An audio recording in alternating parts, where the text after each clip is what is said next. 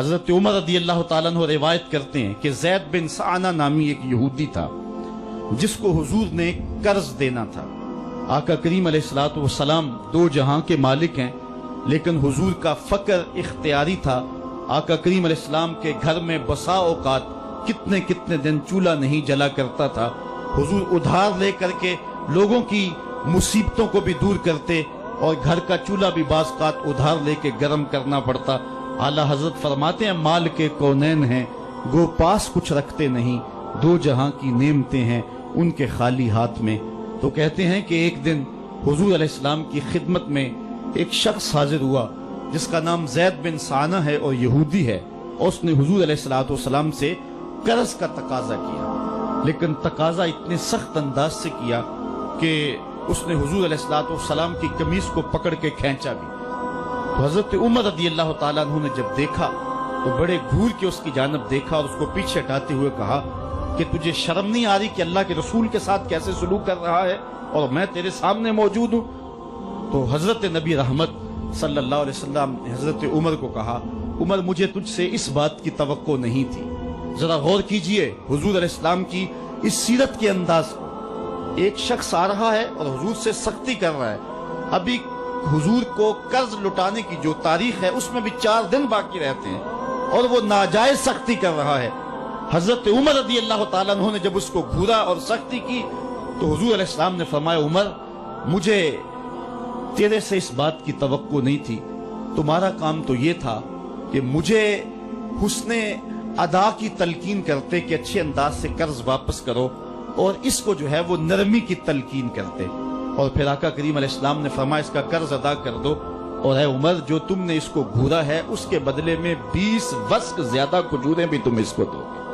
تو زید بن سعنہ نے جب حضور علیہ السلام کی اس سیرت اور اس کردار کو دیکھا اور حضرت عمر رضی اللہ تعالیٰ عنہ 20 وسق اس کو کھجوریں دے رہے تھے، تو اس نے حضرت عمر کو بتایا کہ میں یہودی ہوں اور میں نے تورات کے اندر نبی آخر الزماں کی شان اور عظمتوں کے بیان کو پڑھا ہے، یہ بات ابھی رہ گئی تھی، باقی ساری نشانیاں میں نے حضور میں دیکھ لی تھی، اب یہ نشانی رہ گئی تھی، آج میں نے یہ بھی دیکھ لی۔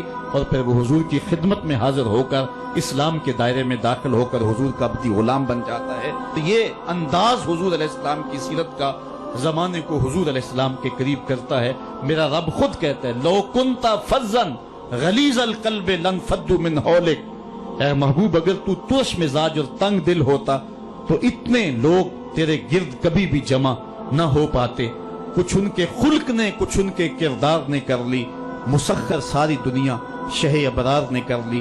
حضور علیہ السلام کے پیار نے زمانے کو اس قدر قریب کر دیا کہ وہ حضور علیہ السلام پہ جانے قربان کرنے کے لیے ہمہ وقت مستعد اور فعال رہتے تھے۔ جتنا پیار انہوں نے حضور سے کیا ہے کائنات میں اس کی دوسری کوئی مثال نہیں ملتی ہے۔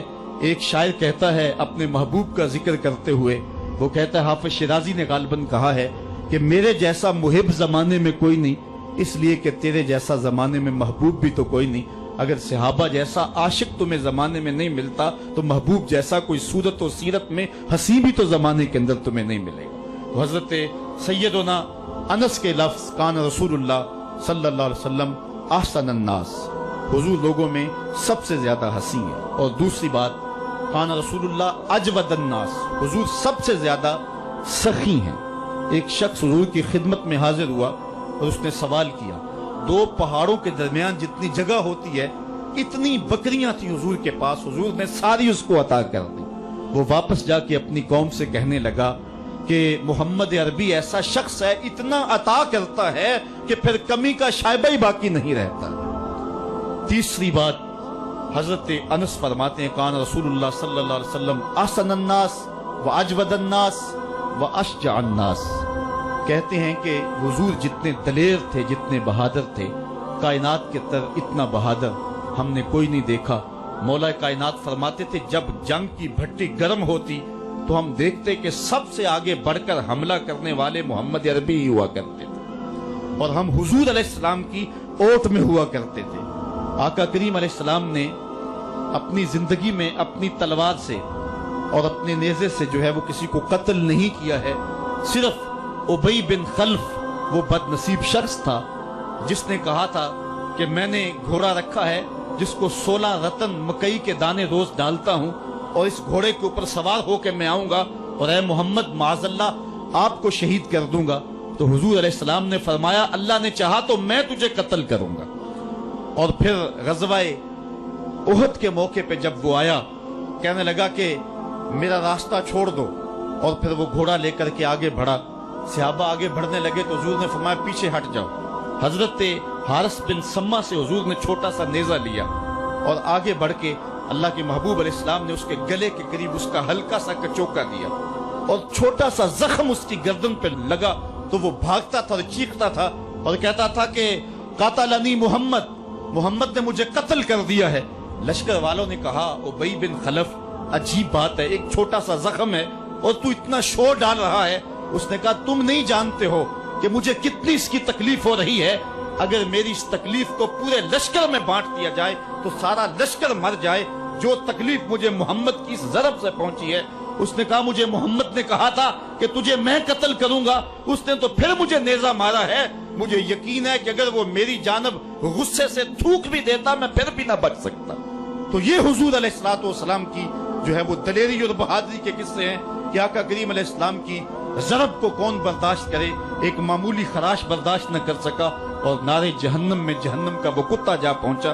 तो आका करीम अलैहिस्सलातु वस्सलाम की सीरत के इस उन्वान को हजरत अनस ने कितने खूबसूरत अंदाज में बयान किया। कान रसूलुल्लाह सल्लल्लाहु अलैहि वसल्लम अहसनन नास व अजवदन नास व अशजअन नास। लोगों में सबसे दलेर भी हुजूर, सबसे सखी भी हुजूर और सबसे सूरत व सीरत में हसी भी हुजूर।